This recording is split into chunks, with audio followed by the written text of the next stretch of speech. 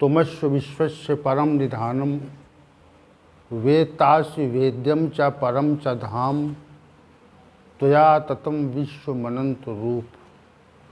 वायु यमः अग्निवर्णा शशांकः प्रजापतिस्त्वं प्रपितामहस्य। नमो नमस्तेस्तु सहस्रकृत्वा पुनश्च भूयोऽपि नमो नमस्ते। वसुदेवसुतं देवं कंसचाणूरमर्दनं देवकी परमानंदम श्रीकृष्णं वंदे जगद्गुरुं। कृष्णं वंदे जगद्गुरुं। कृष्णाय वासुदेवाय हरे परमात्मने प्रणत क्लेश नाशाय गोविंदाय नमो नमः। गोविंदाय नमो नमः। हम सभी आज पुनः भगवत गीता के एक विशिष्ट अध्याय पुरुषोत्तम योग पर चर्चा के लिए उपस्थित हैं। ये विशिष्ट अध्याय है। अनेक मनीषियों ने इसको विशिष्ट माना है। शुभ कार्यों में इसका मनीषी लोग पाठ करते हैं। पुरुषोत्तम योग नाम से जो विशिष्ट अध्याय कहा जाता है, यह वस्तुतः विशिष्ट है। श्री भगवान ने इसमें ऐसे ऐसे विशिष्ट तथ्यों का वर्णन किया है जिनको सुनकर और समझकर यह आभास होता है कि वस्तुतः विशिष्ट है, विशेष है अध्याय। पुरुषोत्तम योग नाम से जो यह अध्याय संगीत है, तो इसका विशेष प्रभाव और विशेष ज्ञान का भंडार है। ये अधिकतम विषय अव्यक्त है और अव्यक्त विषय को व्यक्त करने के लिए पुरुषोत्तम योग नामक अध्याय की प्रस्तुति श्री भगवान के द्वारा की गई।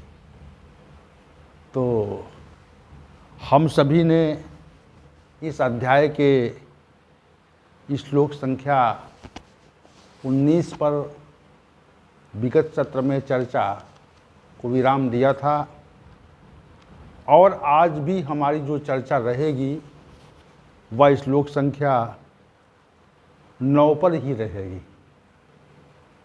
क्या रहेगी? 9 पर ही चर्चा रहेगी और इसकी व्याख्या हम करना चाहेंगे आज। श्री भगवान ने कहा, श्रोत्रम चक्षु स्पर्शनम च रसनम घ्राणमेव च अधिष्ठायम मनस्यायम विषयानुपसेवते।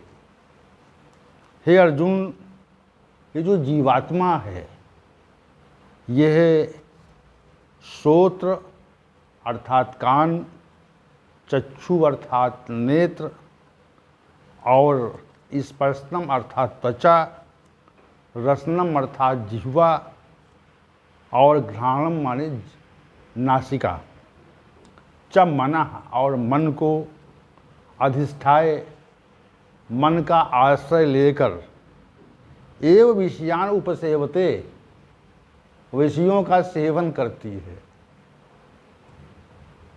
ये बात श्री भगवान ने इस श्लोक में कही। अब इसको समझें आप। जैसे हम कोई सुंदर दृश्य के प्रति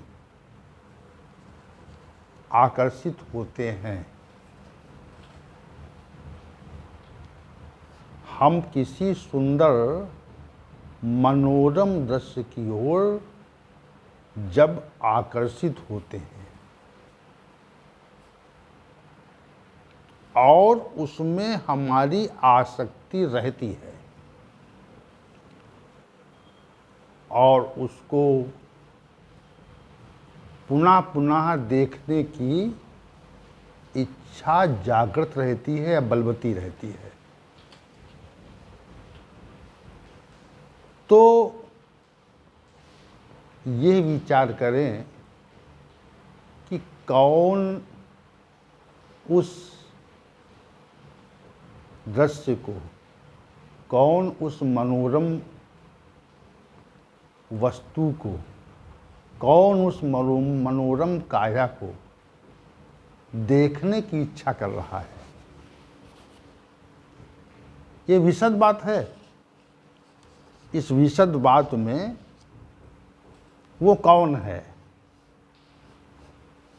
जिसने इस मनोरम दृश्य को देखने की इच्छा की है, वो मूल रूप से कौन है। इस बात को समझें आप कि मूलतः कौन सत्ता है। क्या आँखों ने देखना चाहा है उसको? क्या मन ने देखना चाहा है? क्या बुद्धि ने उसको देखना चाहा है? तो किसी विचारशील पुरुष से या बहुत पढ़े लिखे व्यक्ति से या विद्वान व्यक्ति से हम ये बात अगर पूछें कि कौन देखना चाह रहा है उसे कौन देखना चाह रहा है, कौन वहाँ पे आकर्षित है, कि वहाँ से दृष्टि हटाने की हमारी इच्छा नहीं हो रही है, हम दृष्टि नहीं हटाना चाह रहे हैं, तो वो कौन है? क्या हमारी आँखें हैं?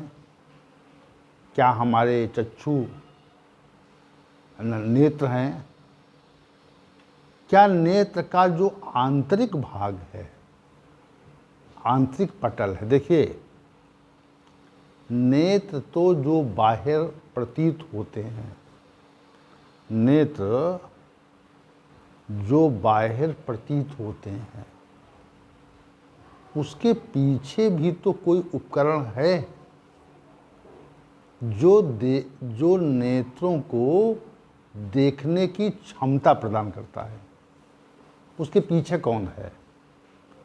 उसके पीछे भी तो कोई है ना, जो नेत्रों को देखने की क्षमता प्रदान कर रहा। वो कौन है? ये विचार करें आप कि वो कौन है भाई। तो उसके पीछे भी उपकरण है ना, और उस उपकरण का जो संबंध है वह मन बुद्धि से है, क्योंकि मन बुद्धि के आश्रय से ही हमारी जो आँखें हैं वह कुछ देख सकती हैं। मन बुद्धि के आश्रय से ही हमारी आँखें कुछ देखने में सक्षम हो सकती हैं। अगर मन बुद्धि का आश्रय न हो तो हमारी आँखें उस मनोरम दृश्य को देखने में समर्थ नहीं हो सकती। इस बात को समझें आप। संभव नहीं है तो मन बुद्धि का आश्रय है, तो क्या हमारी आँखें उसको देखना चाह रही हैं, या आँखों का जो आंतरिक भाग है वह उसको देखना चाह रहा है, या मन उसको देखना चाह रहा है, या बुद्धि उसको देखने की इच्छा कर रही है? कौन है? तो इसका जो विनिश्चय है वो एक सामान्य पढ़ा लिखा विद्वान, किसी विषय का विद्वान नहीं कर सकता। इसका उत्तर नहीं दे सकता। वो कौन देखना चाह रहा है? नेत्र देखना चाह रहे हैं कि नेत्र का जो आंतरिक भाग है, जो नेत्रों को देखने की क्षमता प्रदान करता है, वो देखना चाह रहा है, या मन बुद्धि देखना चाह रही है? कौन देखना चाह रहा है? किसकी देखने की इच्छा है? कौन देख रहा है उसको? तो ये विचार, जब ये इस विषय पर कोई विचारवान व्यक्ति यह सोचे कि उसे देखना कौन चाह रहा है, वहाँ पर जो आकर्षण है, जो मनोरम दृश्य है या मनोरम काया है, उसको देखने की इच्छा कौन कर रहा है? तो इसका जो सम्यक उत्तर है वह व्यक्ति नहीं दे सकता। सामान्य व्यक्ति या बिना पढ़ा लिखा व्यक्ति तो नहीं दे सकता उसका उत्तर। हमारा उलझाव कहाँ पे है, हम कहाँ पे उलझ गए हैं कि हम मनोरम दृश्य को, मनोरम काया को बराबर देख रहे हैं और उससे दृष्टि हटाने की हमारी इच्छा नहीं हो रही। उससे दृष्टि हटाने की हमारी इच्छा नहीं हो रही है, तो देख कौन रहा है? विशेष बात है ना, कौन देख रहा है? तो न तो नेत्र भी हट गए, जैसे मान लिया कोई ऐसा दृश्य आ जाए जो बहुत विभत्स हो, कोई भयंकर दृश्य हो, तो उसको न देखने की इच्छा किसकी होती है कि हम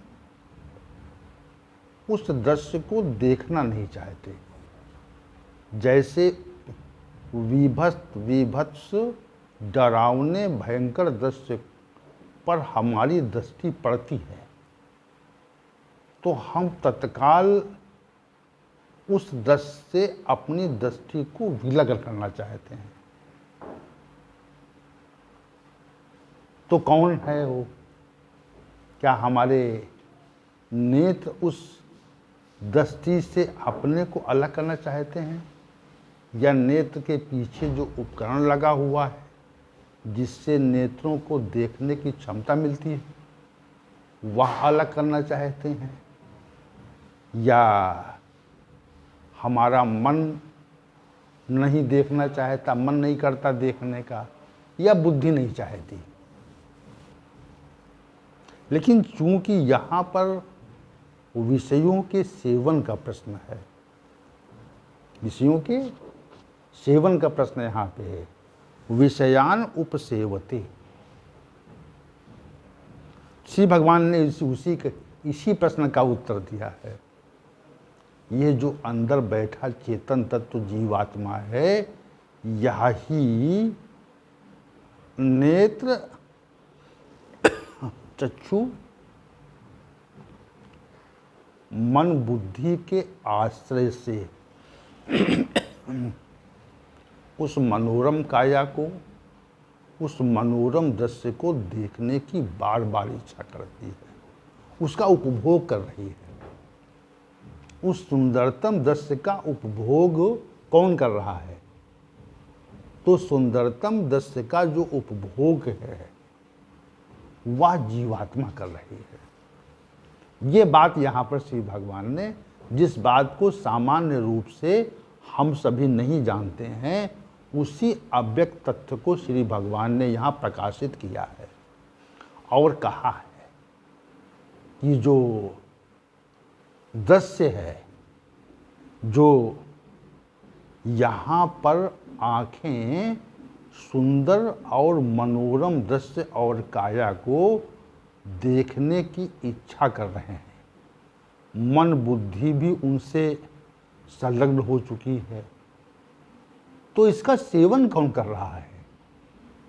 इसका जो विषय है, रूप रूपी विषय का सेवन कौन कर रहा है? ये प्रश्न यहाँ पे है। तो रूप रूपी विषय का सेवन ना तो आँख कर रही हैं, ना आँखों का जो आंतरिक भाग है वो कर रहा है, और न मन कर रहा है न बुद्धि कर रही है। आपकी जीवात्मा जो है वह विषय का, रूप रूपी विषय का सेवन कर रही है। इसी का चक्षु। अब श्रोत्रम की बात आई। जैसे कोई मनोरम मधुर ध्वनि हमारे कानों से टकराए, श्रोत्रम श्रोत्र से टकराए, तो हमारे कान जो हैं उस मनोरम ध्वनि को ग्रहण करते हैं और पुनः पुनः हमारा मन और बुद्धि उसी के प्रति आकर्षित हो जाता है। हम सुनना चाह रहे हैं उसको, हम क्या करना चाह रहे हैं, उस मनोरम मधुर ध्वनि को पुनः पुनः सुनना चाहते हैं। तो क्या कान हमारे कान जो हैं उस मधुर ध्वनि को यानी शब्द को सुनना चाहते हैं, या हमारी मन और बुद्धि जो है उस मधुर ध्वनि को सुनने की इच्छा करती है, या जो कान के पीछे जो यंत्र लगा हुआ है जिससे कानों को ध्वनि सुनने की शक्ति प्रदान होती है, वह यंत्र सुनना चाह रहा है, सुनने की इच्छा कर रहा है। कौन कर रहा है? हमने मधुर धुन गीत संगीत सुना और उस मधुर गीत संगीत में हम संलग्न हो गए, उसमें हम संलग्न हो गए और संलग्न होने के बाद में इतना खो गए कि हमको अपनी देह की सुध बुध खो गई, भूल गए हम। अनेक व्यक्ति एक मधुर ध्वनि में ही जीवन पर्यंत आसक्त रहते हैं कि उसकी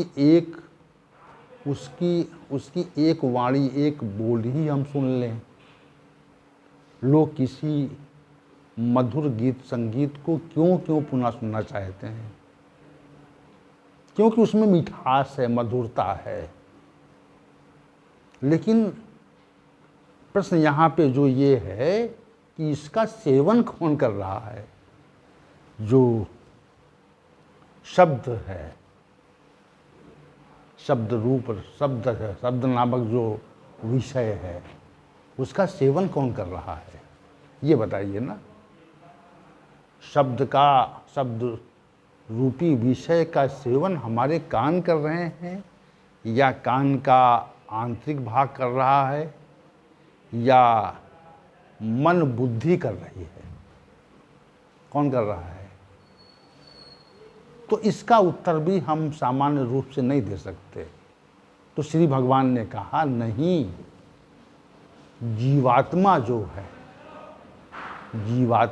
है वह शब्द रूपी विषय को ग्रहण कर रही है। शब्द रूपी जो विषय है उसका वो उपभोग कर रही है। ये बात श्री भगवान ने बताई इस श्लोक में। शब्द रूपी जो विषय था उसका उपभोग जीवात्मा कर रही है। जैसे हम भोजन ग्रहण करते हैं ना, तो भोजन में जो स्वाद है, जो अच्छापन है, जैसे किसी व्यक्ति को ऐसा भोजन मिल जाए जो उसके स्तर से बहुत ऊंचा हो, कोई सुंदर मिष्ठान मिल जाए, कोई व्यंजन मिल जाए, तो उसका उपभोग वो धीरे धीरे करता है। उसकी जो मिठास है, उसका जो स्वाद है, उसमें जो रस है, रस रूपी जो विषय है, उसका उपभोग वो धीरे धीरे करता है ना। इसका उपभोग हम धीरे धीरे करें तो मुंह में जो व्यंजन है, मिष्ठान है, वह धीरे धीरे चबा करके उसका उपभोग करता है और मन बुद्धि भी उस समय उसमें संलग्न हो जाते हैं। तो रस में जो जिह्वा में जो रस रूपी विषय को ग्रहण करने की क्षमता है, वह रस जिह्वा के पीछे पीछे होती है। अब आप ये सोचे विचार करें कि इसका उपभोग कौन कर रहा है?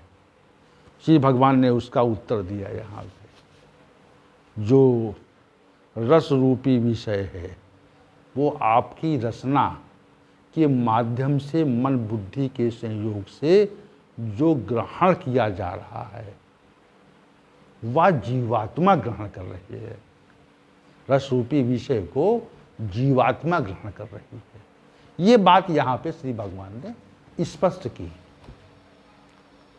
अब जो तीसरी बात है, जो श्रोत्र हो गए, चक्षु हो गए, रसना हो गई, त्वचा है।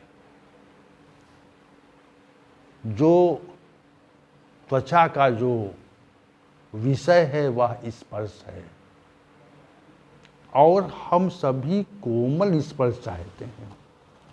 क्या चाहते हैं? कोमल स्पर्श चाहते हैं। कोमल स्पर्श के लिए संसार में बहुत ही कोमलतम वस्तुएं उपलब्ध हैं, जिनसे हम जो त्वचा के माध्यम से उनका हम उपभोग करते हैं। समझिए इस चीज़ को आप। तो त्वचा के माध्यम से जो कोमल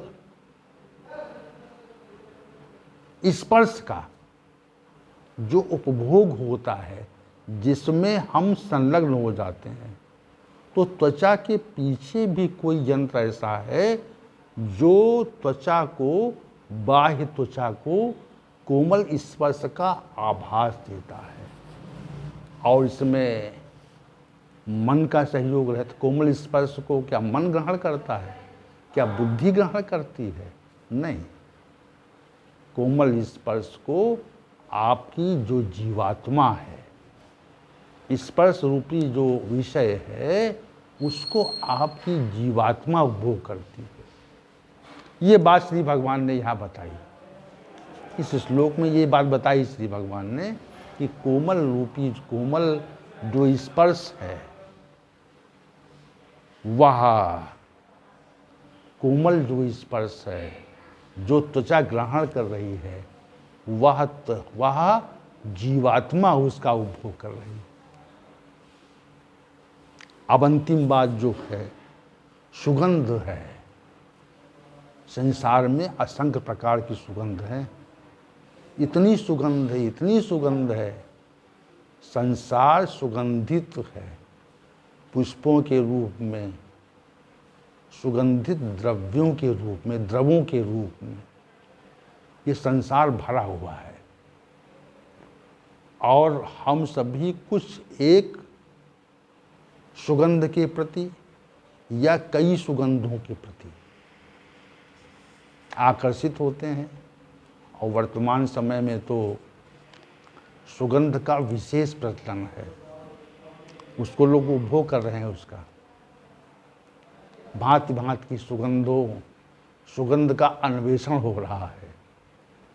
मिश्रित सुगंध, एक ही सुगंध में मिश्रित सुगंध, कई पुष्पों की सुगंध, सुगंधों का परिवर्तन समय के साथ। तो आजकल तो सुगंध की वो स्थिति बड़ी विशद हो गई है और उनके प्रति आकर्षण है। क्या है? आकर्षण है। तो जो गंध रूपी विषय है वह आपकी नासिका के माध्यम से ग्रहण होता है और उसमें मन बुद्धि का सहयोग रहता है। मना अधिष्ठाय कहा है पर यहाँ पे, इसमें मन भी है और बुद्धि, दोनों चीज़ें हैं। मन से आभास है और बुद्धि से विनिश्चय है। मना अधिष्ठाय, मन को आश्रय लेकर के, श्री भगवान ने कहा मन का आश्रय लेकर के गंध रूपी विषय का उपभोग नासिका करती है, लेकिन उसका जो वास्तविक उपभोग है, उसका जो वास्तविक उपभोग है वो जीवात्मा के द्वारा होता है। ये 9वें श्लोक का जो भाव है कुल मिलाकर के, श्री भगवान का जो कथन है यहाँ पे, वह एकदम नितांत स्पष्ट है कि जो विषयों का जो उपभोग है, श्रोत्रम चक्षु स्पर्शनम रसनम घ्राणम च मनः अधिष्ठाय एव विषयान उपसेवते, जो आपके स्रोत हैं, कान हैं, जो दो चक्षु हैं, जो नेत्र हैं, जो त्वचा है, जो रसना है, जो आपकी नासिका है, ये इनके विषय जो हैं, श्रोत्र का जो विषय है वह शब्द है, चक्षु का विषय जो है रूप है, त्वचा का जो विषय है स्पर्श है, रसना का जो विषय है वह गंध है, और घ्राण रसना का विषय रस है, और जो नासिका है उसका विषय गंध है। शब्द, रूप, स्पर्श, रस और गंध, ये जो 5 प्रकार के विषय हैं, जो जिनका जो आभास है वह ज्ञानेंद्रियों के माध्यम से मनुष्य को होता है, और उसमें मन और बुद्धि दोनों का सहयोग रहता है। जो 5 विषय हैं, शब्द, रूप, स्पर्श, रस और गंध, जो 5 विषय की बात कर रहे हैं श्री भगवान यहाँ पे, तो इनका जो उपभोग है, विषयान उपसेवते, विषयों का जो उपभोग है वह मन के आश्रय से होता है, मन बुद्धि के आश्रय से। तो कर्ता कौन है? श्री भगवान ने इसका ही उत्तर दिया कि वह जो उपभोग है वह आपका जो चेतन अधिष्ठान है, जिससे ये शरीर चेतन है, जिससे आपकी इंद्रियां चेतन है, जिससे मन चेतन है, जिससे बुद्धि चेतन है, क्रियाशील है। जड़ होते हुए भी वह क्रियाशील है। ये तथ्य है ना यहाँ पे। तो उसका उपभोग कौन कर रहा है?